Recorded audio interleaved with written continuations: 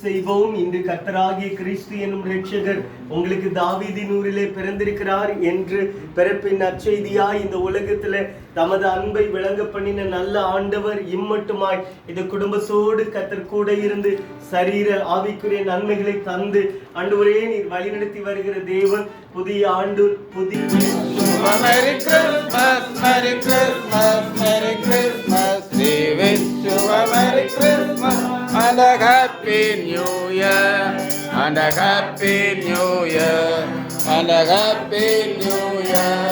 We wish you a Merry Christmas and a Happy New Year. சரி, Christmas வாழ்த்துக்கள். நாங்க